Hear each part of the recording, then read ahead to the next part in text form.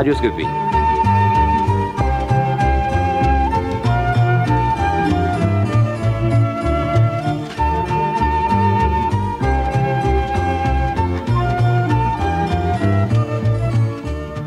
Radioscopie. Simone Veil. Jacques Chancel.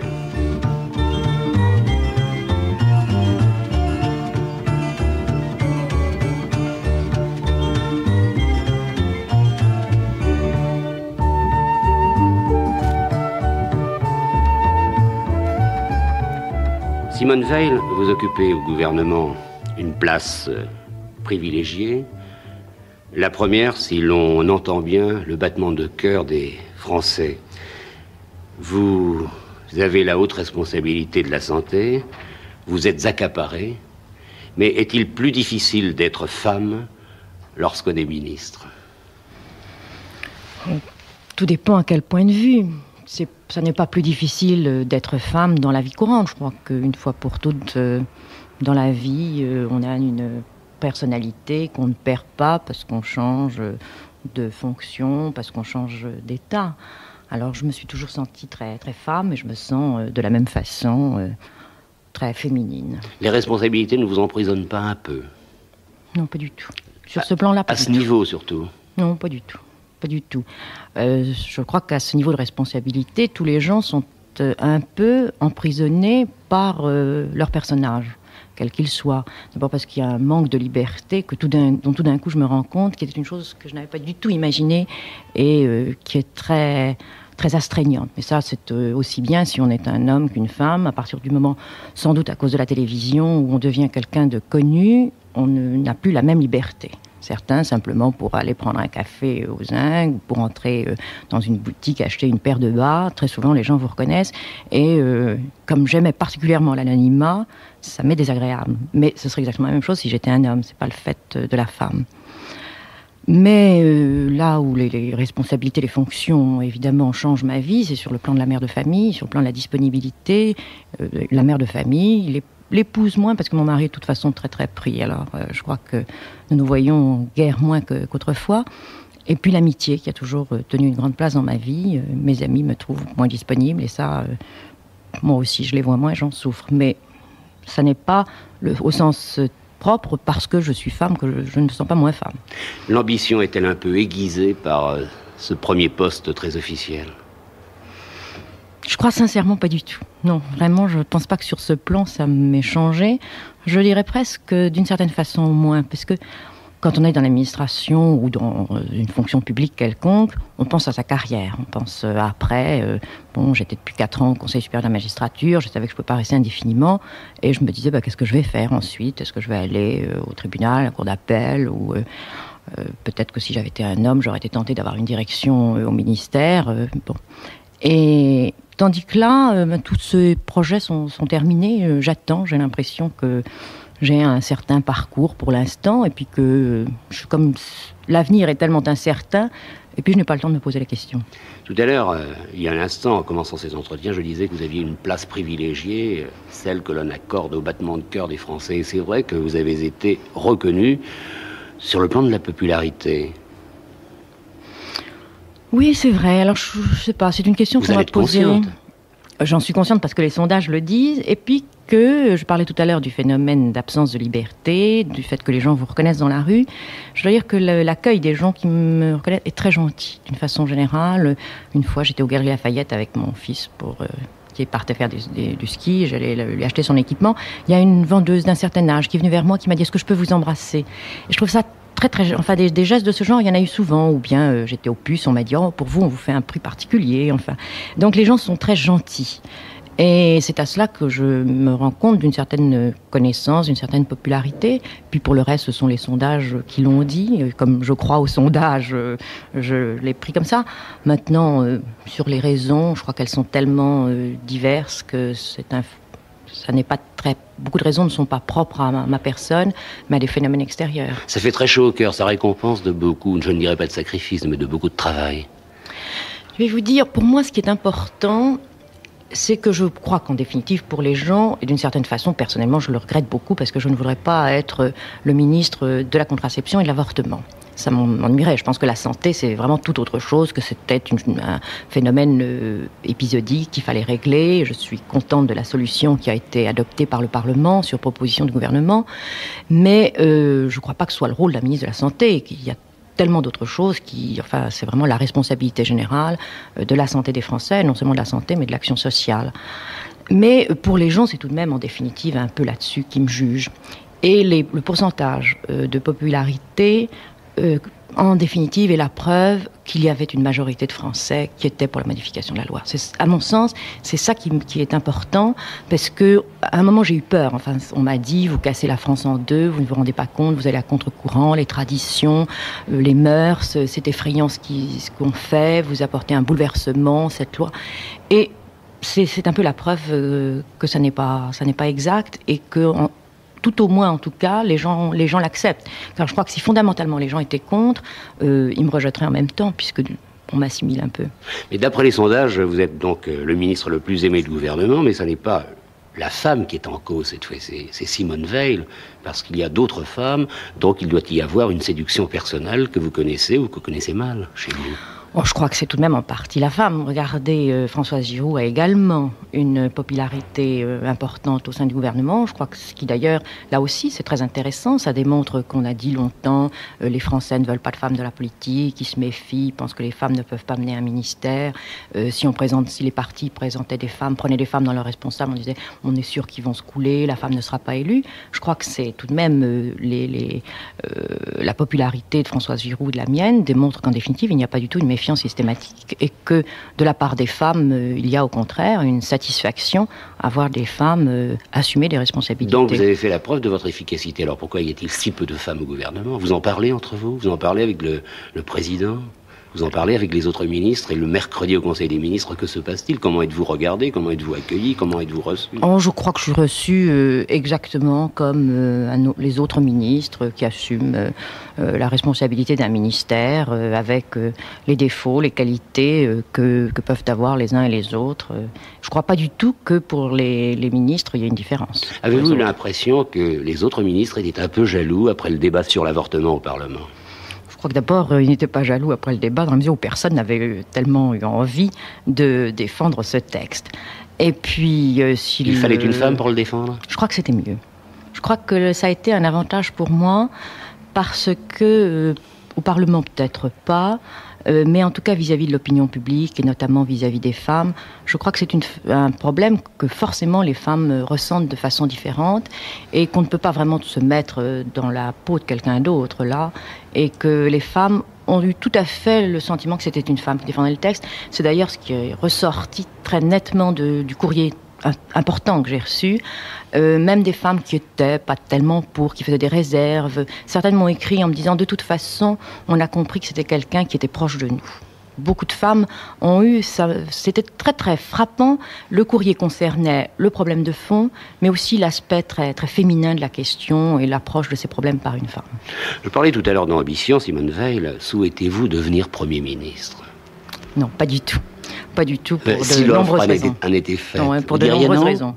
Ah oui, sûrement, parce que je crois qu'il faut savoir quel est le seuil de sa compétence, et que vraiment je n'en suis pas du tout. Mais politiquement, ce serait maladroit de dire non?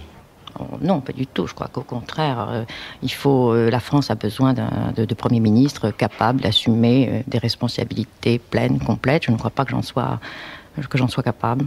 Vous ne vous faites pas confiance? Non, pas tellement. Pour certaines choses, oui, mais pour d'autres, pas du tout.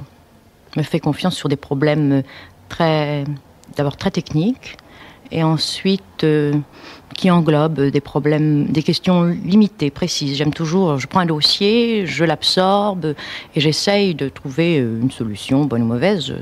Je suis assez sûre de moi, dans certains cas, sur les solutions à adopter, sur des questions précises. Mais c'est tout à fait autre chose, d'englober la vie d'un pays et de pouvoir prendre vraiment l'ensemble des questions à la fois. Je n'en suis pas du tout capable. C'est la femme qui parle ou c'est le ministre? C'est les deux. C'est les deux. Je crois qu'il y a des formes d'esprit différentes. Il y a des gens qui savent avoir suffisamment de recul par rapport aux problèmes pour savoir ce qui est important, ce qui l'est moins, ce qu'il faut traiter par priorité, ce qu'il faut savoir lâcher. Peut-être là aussi, je suis trop entière et que je ne saurais pas lâcher ce qu'il faut, et je ne saurais pas aussi me dégager de questions dont un Premier ministre doit pouvoir ne pas se préoccuper. Je suis un peu maniaque, tatillonne ici. On trouve quelquefois que je regarde des questions qui, au fond, ne sont pas du niveau du ministre. Et puis, vous avez très envie de préserver le peu de liberté qui vous reste. Oui, ça, alors, au surplus, certainement. Les honneurs, les responsabilités, le poste que vous occupez vous ont-ils transformé? Enfin, disons, changé? Je crois pas du tout. Vous êtes toujours vous-même? Oui, ça, j'ai pas du tout l'impression d'avoir été changée au fond de moi-même. D'ailleurs, enfin, je sais pas, les enfants, mes amis ne trouvent pas du tout qu'il y ait un changement dans mon attitude. Peut-être, c'est d'ailleurs pour ça qu'au fond, c'est ce qui m'ennuie le plus dans le métier de ministre, ce sont les aspects extérieurs qui vous obligent tout de même de jouer un rôle. Mais j'ai toujours l'impression un peu d'être au théâtre dans certaines conditions, et au fond de moi-même, j'ai souvent un peu envie de rire de certaines choses et d'avoir même un comportement incongru. Il faut que je me retienne pour me dire, mais non, tout de même, on représente, quand on est ministre, il y a des choses qu'il faut faire même si on n'a pas envie, et qu'il faut se soumettre à un certain nombre de choses en raison de la fonction. Mais quelquefois, j'aurais envie de partir, de tout laisser. Enfin, vous dites, on a l'impression parfois d'être au théâtre. Le ministre peut-il être un comédien à certaines circonstances? Doit-il se forcer et jouer un rôle? Alors, je crois qu'il ne doit pas être un comédien sur les questions de fond, enfin sur les vrais problèmes. Mais je crois qu'il faut, on attend de vous un certain style, un certain sérieux dans les situations, et que, par exemple, si je suis dans un voyage officiel, si je vais inaugurer un hôpital, on attend de moi une certaine attitude, et ce serait trahir les gens, trahir ma fonction, que de ne pas l'observer, si même au fond de moi-même, j'ai un peu l'impression d'être en représentation. Je crois qu'il faut faire ce qu'il faut. C'est comme la tenue. Je crois que pour l'instant, par exemple, les femmes, on n'a pas l'habitude de voir les femmes en pantalon. Enfin, c'est pas encore une chose totalement dans certaines fonctions. Je ne viendrai jamais au bureau en pantalon. C'est un peu la même chose. Je crois qu'il faut se plier à un certain extérieur qui fait partie de la fonction. En ce moment, on entend peut-être quelques bruits de voiture. Je devrais préciser que nous sommes dans votre bureau, avec une Ségur, dans un grand bureau qui n'est pas un bureau d'hier, mais qui est un bureau d'aujourd'hui. Et cela peut étonner chez un ministre. Oui, je n'aime pas du tout ce bureau. Compte tenu de la façon dont le bureau est disposé, mes visiteurs sont éblouis par la réverbération. Moi-même, je suis dans l'ombre. Il a de mauvaises dimensions. Et ça, c'est à peu près irrémédiable. Vous avez du goût pour les tableaux qui sont dans cette pièce, pour la tapisserie? Vous les avez choisis vous-même? La tapisserie, elle a été changée. Quand je suis arrivée, il y avait une tapisserie que M. Foyer avait surnommée la marée noire, qui était blanche et noire, qui était vraiment absolument horrible. J'ai eu celle-là, qui est une tapisserie de messager que je trouve très belle. Mais il y avait surtout des lithographies de Folon que j'aimais énormément. Je m'étais dit, ça, c'est la chose agréable de ce bureau. Et puis, elles appartenaient personnellement à mon prédécesseur, à M. Poniatowski, qui naturellement les a emmenées. Alors, j'ai des lithos que je trouve très médiocres, qui n'apporte rien. Je trouve ce bureau triste, et puis peut-être parce que tout le temps je me dis je suis de passage, au fond je vais partir, au début je me suis dit bon, je vais être 8 jours ministre, ça sera amusant, puis 1 mois, puis 3 mois, puis on m'a dit une fois que les bonnes langues m'ont dit quand vous verrez, dès que le texte sur l'avortement a été voté, on mettra quelqu'un d'autre. Et alors je me suis jamais vraiment installée, je me sens un peu comme ça, de passage. Nous parlions tout à l'heure de M. Veil, il occupe une haute position, mais il faut quand même avoir de l'humour pour être le mari d'un ministre. Oui. De temps en temps, ça lui pose des problèmes quand nous sommes en déplacement officiel, parce que d'ailleurs j'hésite, vraiment j'évite qu'il vienne. Je trouve que c'est pas agréable pour lui, et il le ressent comme ça. Alors quand ce sont des réceptions où il est invité parce qu'il est mon mari, je n'aime pas tellement qu'il vienne. Là, je vais aller en voyage officiel à Moscou, il était invité, il ne vient pas, et il n'aurait pas le temps, mais j'en suis au fond assez contente. Il y a tout de même un risque. Votre mari, vos enfants pourraient vous prendre un peu trop au sérieux, dès lors que vous rentrez chez vous. Non, je crois pas. Il n'y a pas de danger qu'ils me prennent au sérieux. Ils me mettent en boîte très volontiers, au contraire. Et ils apprennent déjà à ma petite fille à me mettre en boîte. Hier, je l'avais à la maison et on lui apprenait tout ce qu'il fallait me dire pour que je ne risque pas de me prendre au sérieux. Alors non, il n'y a pas de danger. Je crois que d'ailleurs pour eux, je suis mariée depuis près de 30 ans, donc c'est pas après 30 années de mariage que les relations d'un couple changent, quelles que soient les fonctions que l'un ou l'autre occupe. Mes enfants, pour eux, je serai toujours leur mère et c'est tout, rien d'autre. Et vous avez 3 enfants? J'ai 3 garçons, oui. 3 garçons, une petite fille. Il doit sûrement y avoir un art d'être grand-mère. Malheureusement, oui, mais l'art d'être grand-mère, il demande d'avoir tout de même pas mal de temps et je n'en ai pas assez. Mais pour l'instant, elle est toute petite, mais j'ai de très bonnes relations avec elle et elle est très très tendre et gentille avec moi. Hier, elle m'a dit « Oh, grand-mère, je t'aime ». Et j'étais bouleversée de cette gentillesse. Elle me disait, au fond, ça compense un peu le fait de ne pas l'avoir beaucoup. Elle est tout de même, je crois, très, très attachée déjà à moi. Et mes fils, il y en a 2 qui ne sont pratiquement plus à la maison. Mais nous restons très très proches. Peut-être un peu trop. Vous? Oui, peut-être un peu trop. Je crois que là, c'est plutôt un peu de ce côté qu'il y a un petit problème. C'est difficile pour des grands-fils d'être très liés avec leur mère et en même temps de ne pas l'être trop. Vous êtes une femme qui se bat toute la journée. Et lorsqu'on vous écoute, on s'aperçoit que le temps a une importance considérable. Alors à force de gagner du temps, peut-être en perd-on un peu. Perdez-vous votre temps étant ministre? Votre temps de femme? Quelquefois, j'ai un peu ce sentiment, oui. Sur le plan alors de temps de femme, j'ai un peu l'impression que c'est un peu une vie entre parenthèses sur ce plan-là. C'est intéressant, mais je ne le regrette pas du tout. J'ai l'impression tout de même d'avoir fait un certain nombre de choses ici et moi-même de m'être enrichie avec les contacts que j'ai eus, avec une équipe de travail très, très sympathique. Et je crois qu'il y a ici, à mon cabinet, un sentiment de collaboration des uns et des autres qui est très, très agréable. Mais pour d'autres choses, j'ai un peu l'impression effectivement que ma vie de femme était un peu interrompue.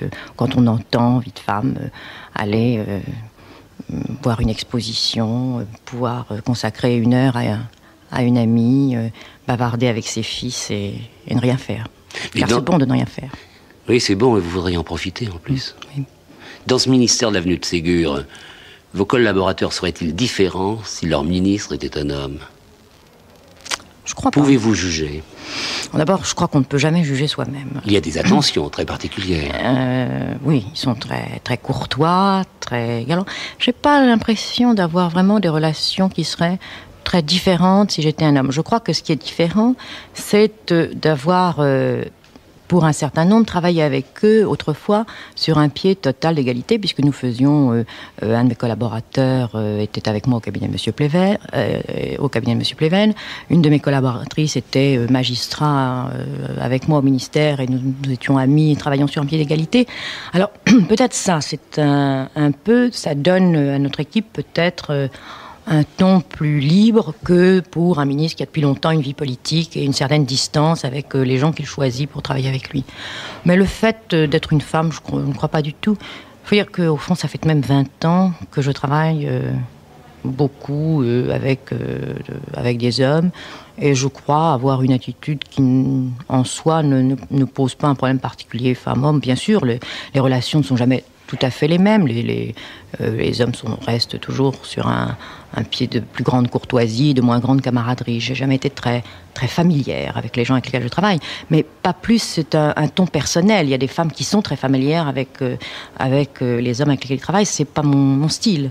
Mais ça, c'était déjà aussi bien avant. Je suis toujours frappée de ce que, en définitive, des collègues avec lesquels je travaille depuis des années, je n'arrivais pas à les appeler par leur prénom. Je ne sais pas pourquoi, c'est idiot. Alors, je finissais par ne pas les appeler, parce que quand on travaille plusieurs années de suite avec quelqu'un, on ne l'appelle pas monsieur. Mais c'est comme ça, c'est un trait de caractère. Il y a une certaine familiarité dans le travail que j'ai du mal à avoir. Simone Veil, lorsqu'on est à un poste comme le vôtre, on n'est pas toujours regardé comme on le voudrait. C'est-à-dire que vous avez, vous, une chance de popularité tout à fait exceptionnelle, mais vous dites « j'aurais envie de leur expliquer ce que je suis », parce que les journalistes n'écrivent pas exactement ce qui est. Alors, quelle est la chose que vous voudriez prouver vous concernant? Peut-être ce que je voudrais le plus prouver, c'est que j'exerce ces fonctions, je les assume exactement dans le même esprit que j'ai toujours depuis 20 ans servi l'État. Et je me sens pas, c'est là où je me sens pas du tout changée, c'est que pour moi, j'exerce ces fonctions exactement comme je le faisais avant. Alors je viens au bureau, je prends mes petits papiers, il y a plein de papiers sur mon bureau, ce qui n'est pas le cas en général, je les ministre en plus d'ordre. C'est affolant d'ailleurs, vraiment toutes ces lettres qu'il faut signer, qui engagent la France. Je crois que toutes les fonctions qu'on assume entraînent des responsabilités très importantes. Et vous n'avez pas peur? Dans certains cas, oui, parce que sur certains dossiers, j'ai vraiment une hésitation. Dans certains cas, vraiment, je ne sais pas. Alors, bon, j'ai peur. Sans ça, très souvent, et c'est un défaut, une qualité, sur ce plan-là, je suis assez sûre de moi. Sur le plan du fond, beaucoup plus pas sur le plan de ma personnalité, de mon comportement. Quand je dois faire un discours, ça, j'ai toujours une angoisse, surtout sur mon comportement extérieur. J'ai toujours un peu de me dire, j'ai l'air d'une gourde. Mais sur le fond, je crois souvent que j'ai raison. C'est d'ailleurs ce que me reprochent mes enfants et mon mari qui me disent « tu crois toujours que tu as raison ». C'est peut-être c'est une certaine force dans les fonctions que j'exerce. Quelqu'un peut dire une fois dans sa vie « j'ai raison ». Dans certains cas, oui, je pense profondément. Donc vous êtes sûr de vous? Il y a des dossiers sur lesquels je suis tout à fait capable de m'engager ou sur des solutions individuelles, parce que vous savez, bien sûr, on traite des dossiers qui englobent un ensemble de choses qui brassent des idées et qui aboutissent à des réformes d'ensemble, mais on a aussi beaucoup de décisions qui sont des décisions individuelles et je n'arrive pas à m'en désintéresser. Je crois qu'au niveau du ministre, pour certaines choses, il faudrait. Par exemple, en ce moment, quand je vois passer, destinés au courrier des fonctionnaires ici, des dossiers qui concernent des cas d'enfants qu'on appelle faussement des cas d'adoption, mais qui sont en fait des enfants qui ont été mis en placement nourricier, qui sont réclamés par les parents par le sang, ce sont des dossiers que je regarde. Ça fait très longtemps que je m'intéresse à cette question, quand j'étais déjà au ministère de la Justice. Je n'arrive pas à les feuilleter simplement comme ça. Je les prends, j'essaye qu'on suive l'affaire. Et dans certains cas, j'ai vraiment le sentiment d'avoir raison, de savoir quelle serait la moins mauvaise des solutions, parce que ce sont souvent les moins mauvaises dans ces cas-là. Votre peur, c'est de passer à côté d'une injustice. Oui, ça je supporte très mal l'injustice au niveau individuel.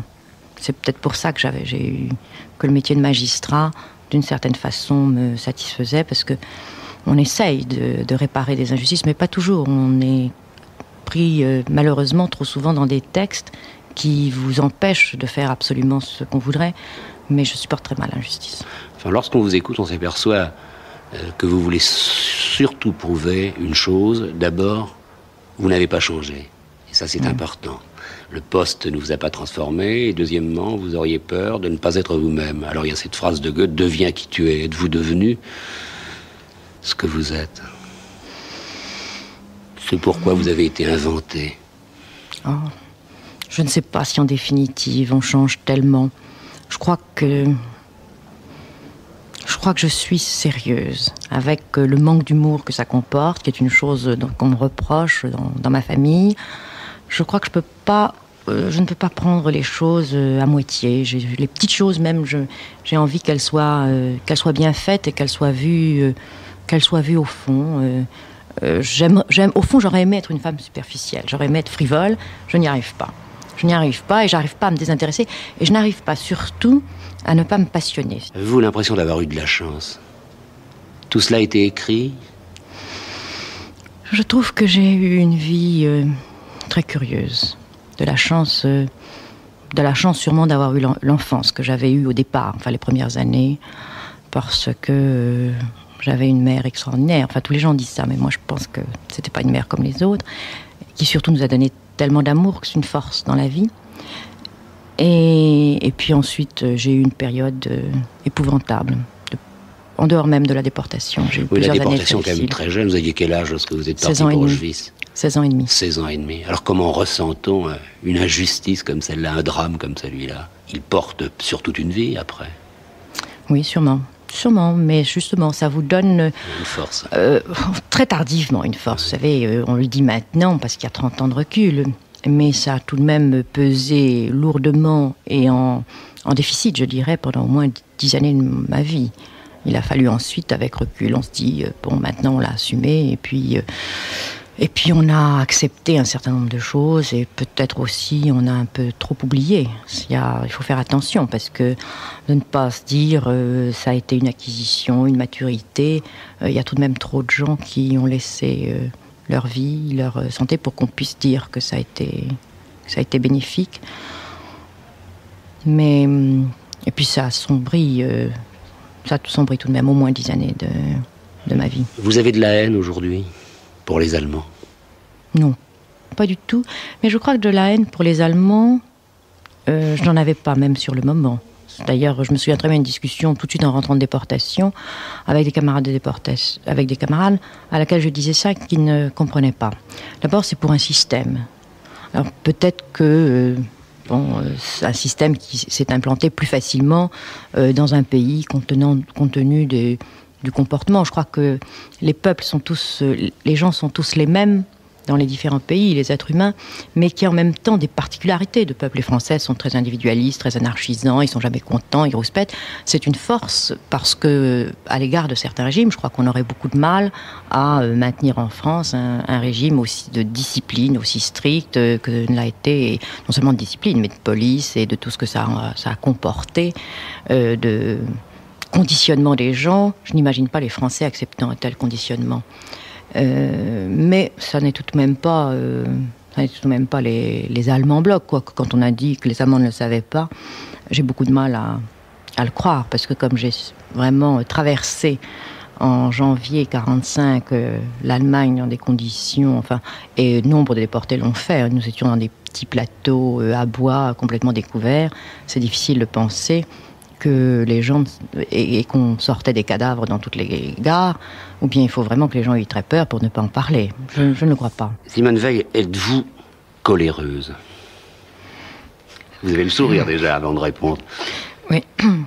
Oui, je suis ce qu'on dirait soupe au lait. Et alors, on peut me faire monter comme ça. Chez moi, on le sait. Alors, il y a un certain nombre de bateaux qu'on enfourche et j'ai beau le savoir, je ne peux pas m'en empêcher. Ça y est, je fonce. Je fonce et ça marche à tous les coups. Il y a tout de même maintenant un enchaînement politique. Aux prochaines législatives, on va vous demander de partir pour le combat. Il y a deux façons de partir pour le combat. Il y a une façon personnelle qui consiste à se présenter aux élections. Et autant qu'on puisse dire les choses à l'avance, vraiment je ne le souhaite pas du tout. Je n'ai aucune circonscription en vue, je n'ai pas d'attache provinciale qui me permette d'en trouver une. Nice tout de même, c'est quand même le pays de la naissance, non? Non, je n'ai plus du tout de famille à Nice et ça me serait même pas très agréable. Et puis il n'y a pas de circonscription à prendre. Mais il y a aussi la façon qui consiste à participer à des campagnes électorales pour d'autres. Et dans la mesure où on est solidaire, on a travaillé dans une équipe, il est normal de souhaiter soutenir éventuellement l'un ou l'autre. Et je crois que c'est la façon dont sans doute je m'engagerai dans la bataille législative. Vous êtes à la santé, est-ce le ministère que vous souhaitiez? Je n'en souhaitais pas, parce que vraiment la question ne me serait jamais venue à l'idée. Oh non, ça alors, vous savez, vraiment, imaginez la vie de quelqu'un, disons même la carrière, qui est magistrat, qui peut penser, qui je vous dis, se demande s'il ira comme vice-président au tribunal ou conseiller à la cour d'appel, qui n'a jamais fait de politique, j'avais même tout à fait refusé de participer à la vie politique, alors que mon mari le faisait avec une certaine, pas passion, mais avec beaucoup d'intérêt, et aurait voulu que je l'accompagne, et que, en tout cas, je suive certains des travaux du CDP. Et vraiment, je crois que je n'avais été de ma vie dans une réunion politique, je suis même sûre. Vous n'appartenez à aucun parti? à aucun parti. Je n'avais même pas été dans aucun meeting politique, et un peu comme alibi, un peu parce que vraiment j'en avais pas envie. Je disais toujours que, étant magistrat, le devoir de réserve m'imposait de ne pas aller dans des réunions politiques. Et puis tout d'un coup, on me propose de devenir ministre. Je ne m'étais pas du tout posé la question de savoir où j'aurais envie d'être ministre. Enfin, à ce poste, ne pas appartenir à un parti, c'est tout de même un luxe. C'est une chance et c'est une grande liberté. Et vous en jouez. C'est une grande liberté, c'est une grande chance, c'est quelquefois une difficulté. Vous avez toujours été ce que vous êtes, en fait. Vous êtes une juriste, c'est-à-dire une rigoureuse. Oui, j'ai toujours beaucoup aimé le droit, effectivement. Je trouve que c'est un cadre qui constitue une aide. En fait, c'est la loi qui protège, et c'est la procédure qui permet aux faibles de se défendre et d'avoir des moyens par rapport au droit. La loi de la jungle, c'est la loi des plus forts. C'est ce qui serait s'il n'y avait pas la loi. Et quand j'ai travaillé pendant des années à la direction civile, j'ai vraiment toujours eu le sentiment que la rédaction des projets de loi était quelque chose, au contraire, d'extraordinairement concret. Parce que j'ai beaucoup travaillé sur le projet de loi sur l'adoption, par exemple. J'ai pas pris un bout de papier, ma plume, et puis écrit des mots les uns derrière les autres. J'ai commencé par rencontrer beaucoup de gens qui connaissaient très bien ces problèmes de l'adoption, naturellement des parents adoptifs, des médecins, psychiatres ou autres qui avaient l'occasion de voir fiction, les administrations qui mettaient en œuvre l'adoption, les juges qui avaient à se prononcer. Et puis je me suis demandé à quoi on voulait aboutir. Je crois que les gens ne voient pas quel est le travail législatif et ce que représente la loi. En premier, on doit se demander ce qu'on veut faire. Et c'est une fois qu'on a tracé ce modèle sociologique, ce modèle social, qu'on fait entrer des mots, qu'on fait entrer des articles, mais qui au fond recouvrent une réalité sociologique.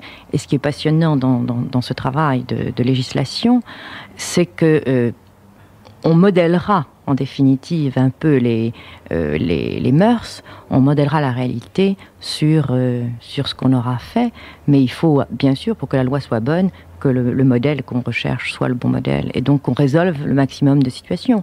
La loi sur la filiation, elle n'est pas née comme ça de texte et d'un esprit de juriste comme ça, purement abstrait. C'est en prenant conscience de ce à quoi on voulait aboutir, et les modifications qu'on voulait faire aboutir dans la réalité correspondante à des mœurs qui avaient évolué, que les lois sont rédigées. Mais vous, Simone Veil, vous auriez pu adopter un enfant ? Oh, sûrement.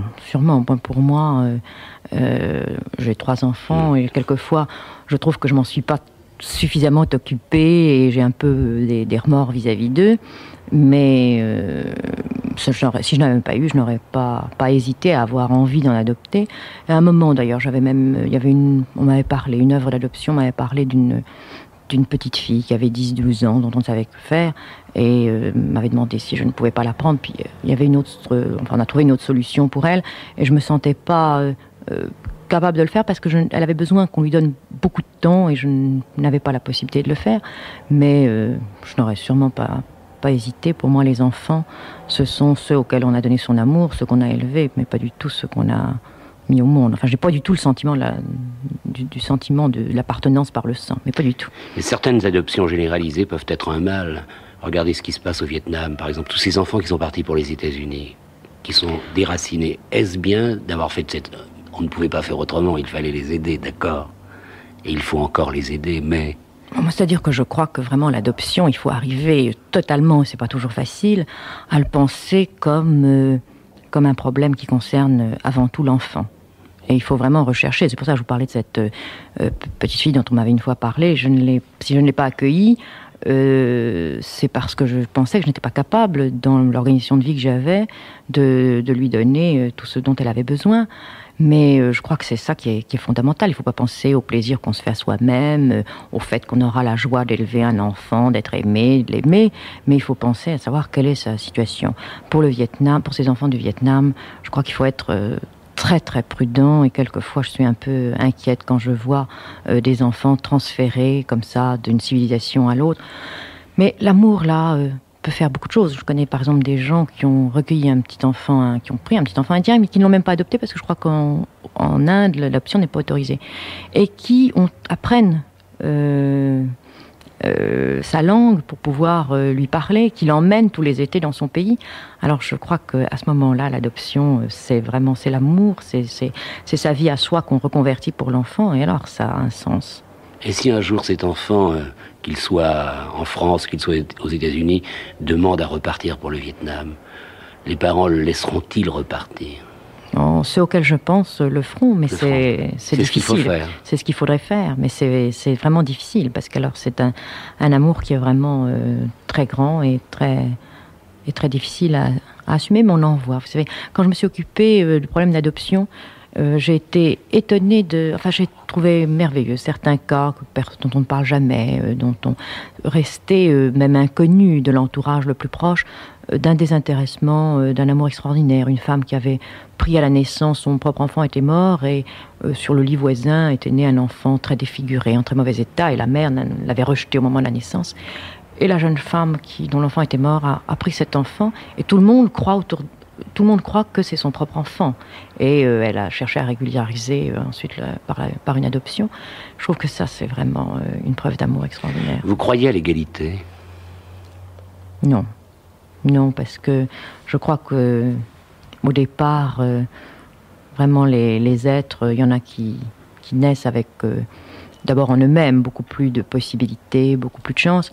Et puis je crois alors que le milieu, le monde tel qu'il est, la société, et ça n'est pas lié à un type de société capitaliste ou autre. L'environnement dont on bénéficie en plus fait que les chances sont très différentes, mais qu'un des rôles des pouvoirs publics, c'est justement d'essayer de donner, non pas de limiter les chances des uns, mais d'essayer de donner à tous le maximum de chances. Donc lorsqu'on parle d'égalité, il y a supercherie, il y a parfois démagogie du mot. C'est un acte politique.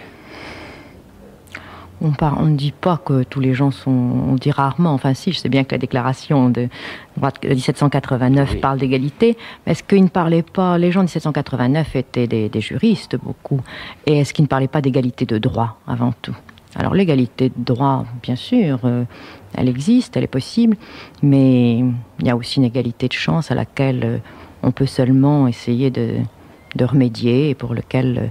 Je crois que c'est vraiment une des responsabilités de l'État. Simone Veil, nous sommes en 75, 1975 est l'année de la femme. Cette année de la femme était-elle vraiment nécessaire ? N'est-ce pas une nouvelle barrière ? Je ne sais jamais très agréable d'avoir l'air de faire une ségrégation pour les femmes et de dire une année de la femme comme on a une année de la faim. Une année... Mais elle existe, cette différence, et je dirais même que cette ségrégation existe.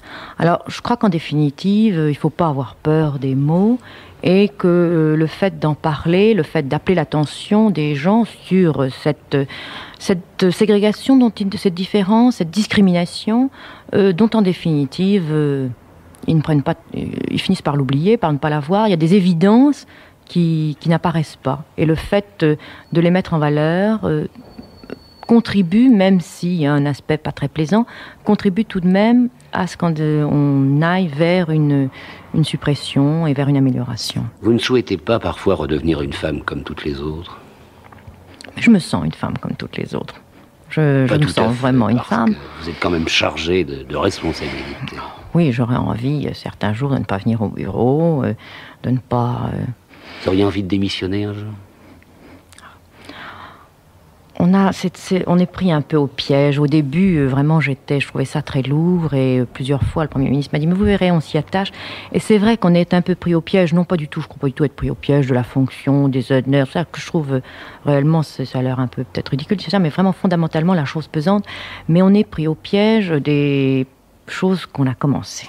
Hier, vous avez installé, je crois, le Conseil supérieur de l'éducation sexuelle. Il a été installé l'année dernière. Ça me paraît très nécessaire maintenant. Parce que malheureusement, avec le vote de la loi sur l'avortement, on a bien sûr beaucoup parlé de l'avortement, et certaines femmes pourraient penser que c'est la solution lorsqu'on cherche à planifier les naissances. C'est pour ça qu'il est très très important maintenant de reprendre tout le dossier contraception pour vraiment arriver à compenser cette idée qui s'est un peu trop répandue, et notamment chez les jeunes, que l'avortement peut tout résoudre. Quand on m'a demandé il y a quelque temps, est-ce que vous croyez que dans 6 mois, l'avortement sera partout mis en place et que dans tous les hôpitaux on pourra le faire, je dis mais ce que je souhaiterais, c'est que dans 6 mois, puisqu'au fond, ça serait au niveau préventif, il y ait très peu d'avortements à faire et que les femmes qui sont concernées aient entre-temps appris à utiliser la contraception. Alors il est vraiment temps de reprendre ce dossier, d'en parler beaucoup, pour qu'on parle le moins possible de l'avortement. Lorsque vous étiez très jeune, vous avez pris, on vous a donné, vous avez pris le temps de souffrir, on vous a donné le temps de souffrir. Peut-être qu'un peu plus tard, vous ne vous pardonnerez pas de ne pas avoir eu le temps de vivre. Oui, c'est effectivement. C'est un problème que je me pose même en ce moment souvent. Être heureux ou se sacrifier?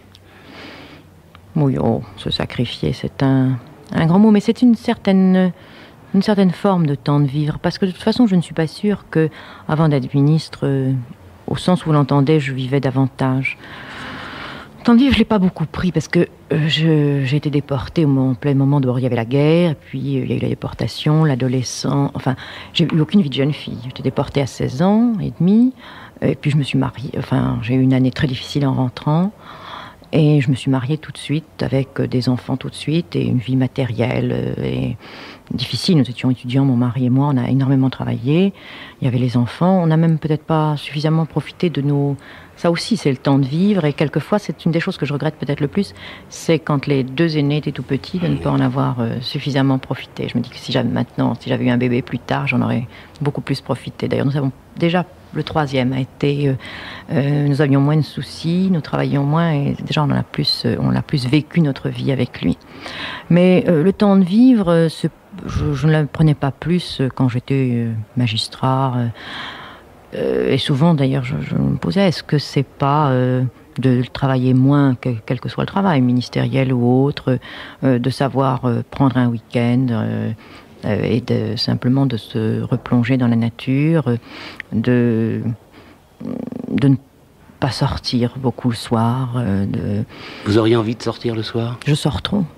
Je sors beaucoup. C'est là où vous sortez comme ministre. Comme ministre, et puis de temps en temps, parce qu'on a beaucoup d'amis, des amis qu'on aime bien, là on a envie de les voir.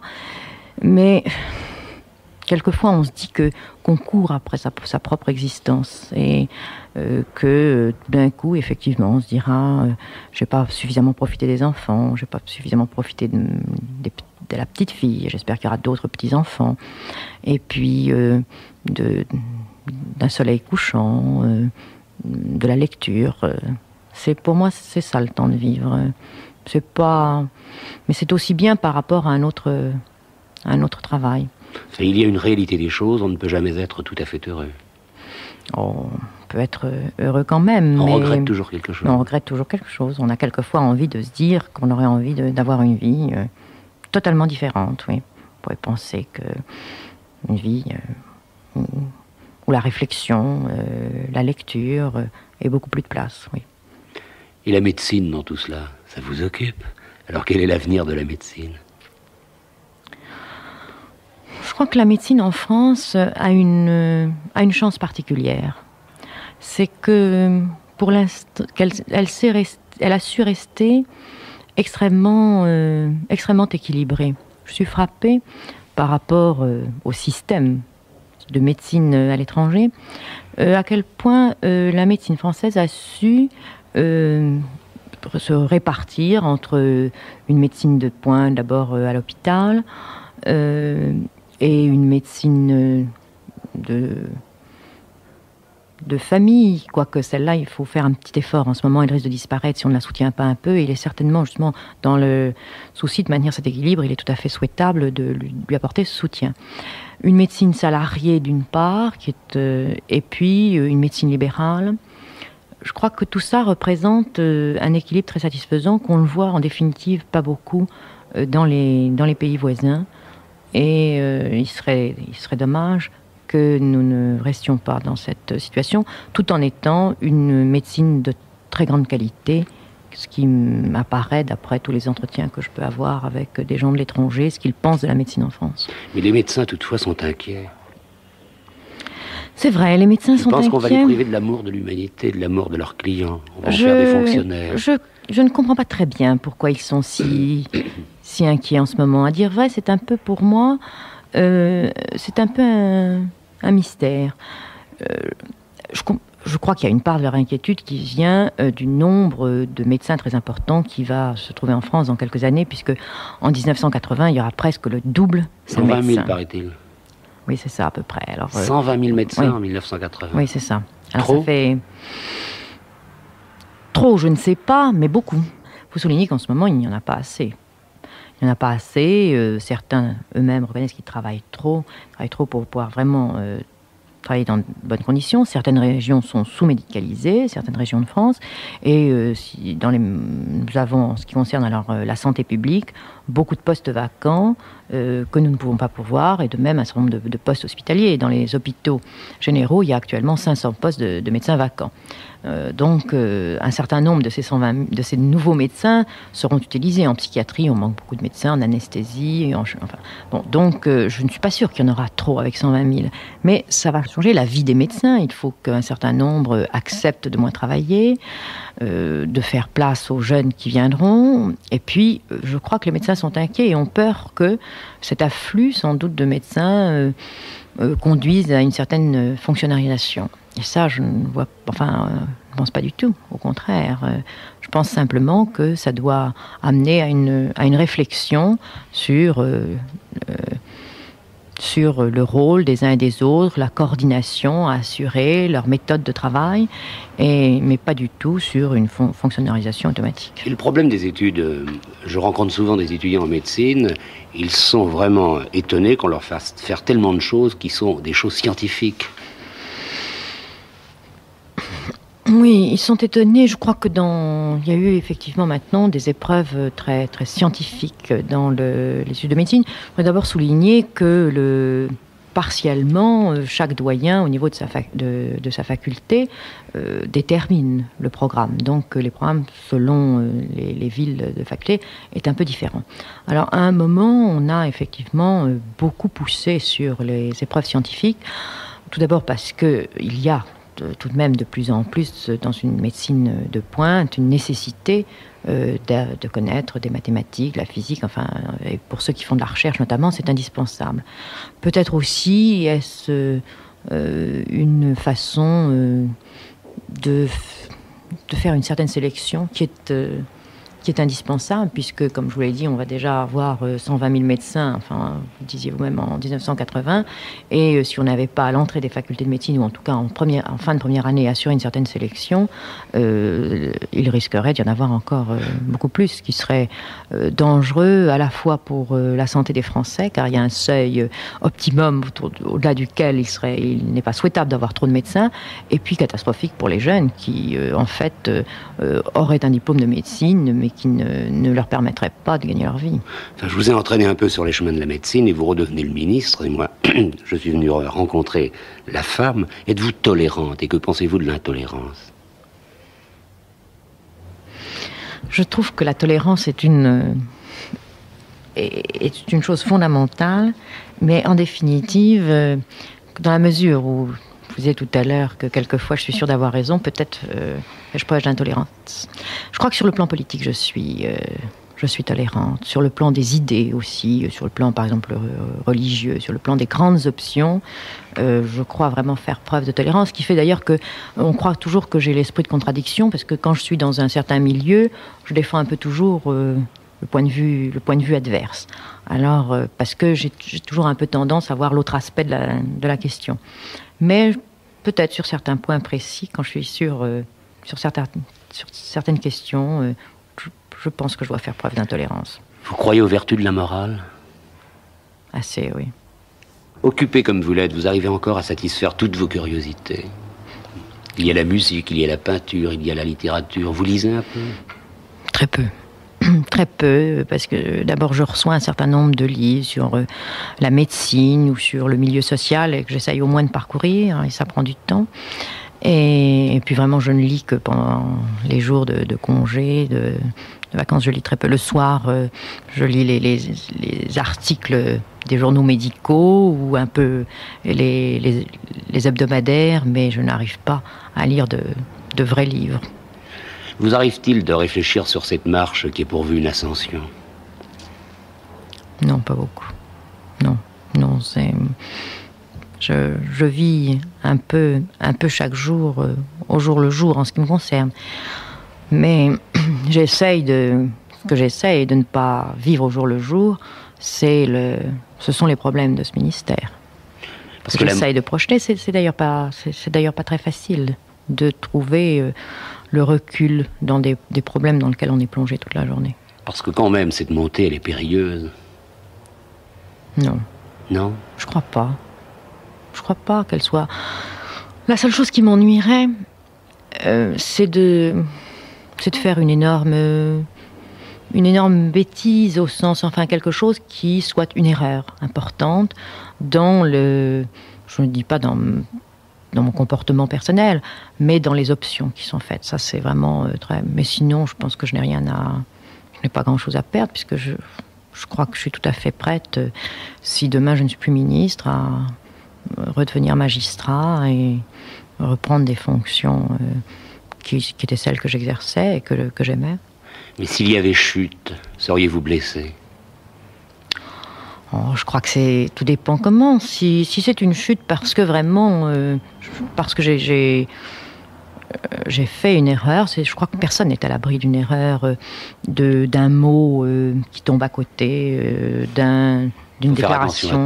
Il faut faire attention à tout. Ça, je pense que je parlais tout à l'heure de l'absence de liberté.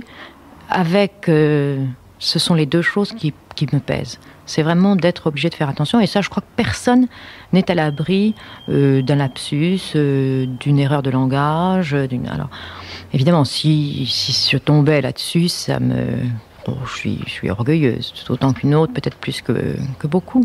Alors ça me serait désagréable. Mais sinon, simplement, si on me disait, maintenant, c'est fini, on veut des gens qui soient politiquement plus engagés, vous avez fait votre temps, ça me serait tout à fait égal. Dans cette expérience, dans cette aventure, qu'avez-vous déjà appris sur vous-même? Je crois que ce que j'ai appris le plus, c'est que quand c'était indispensable, j'avais plus de sang-froid que je ne le croyais. Vous vous êtes regardée, parlant à la chambre? Non, pas du tout. Vous auriez pu le demander, car le magnétoscope existe. Je n'aime pas du tout me revoir. Pour regarder votre attitude? Non, pas du tout. Je n'aime pas me relire et je n'aime pas me revoir, du tout. Mais vous pouvez encore être émerveillé. Ah oui, beaucoup. S'il ne fallait dire qu'un seul mot dans une vie, Simone Veil, ce serait lequel? S'intéresser aux gens, à tous. Mais oui, j'ai une grande disponibilité, je crois, pour les gens. Et pas seulement pour les gens, mais pour les choses. Mais j'aime probablement parce que j'aime la vie. L'important, ce sont les autres. Oh non, c'est plus égoïste que ça. C'est ce que les autres m'apportent. Les gens m'intéressent, tout m'intéresse en définitive. Je crois que, alors, quand ils vous intéressent, on les aime forcément. C'est très rare que j'ai vraiment aucune sympathie pour quelqu'un. Très très rare. Il faut qu'il y ait une chose, alors qui m'est heurtée objectivement, enfin avec agressivité. Mais sinon, je trouve toujours... très souvent, mon mari me dit, je comprends pas pourquoi tu vois telle personne qui n'a aucun intérêt. Et je trouve que c'est très rare que les gens sont sans intérêt. Et c'est vrai pour les gens, mais c'est vrai aussi pour les choses. J'aime la peinture, beaucoup. J'aime aller dans des expositions, j'aime beaucoup lire et beaucoup de choses. J'aime beaucoup le cinéma. Je suis très gourmande. Enfin, je crois que j'ai une faculté, une disponibilité pour la vie et surtout pour les gens très grandes. Alors je retiens un mot, vous êtes gourmande. C'est un beau mot. Merci Simone Veil.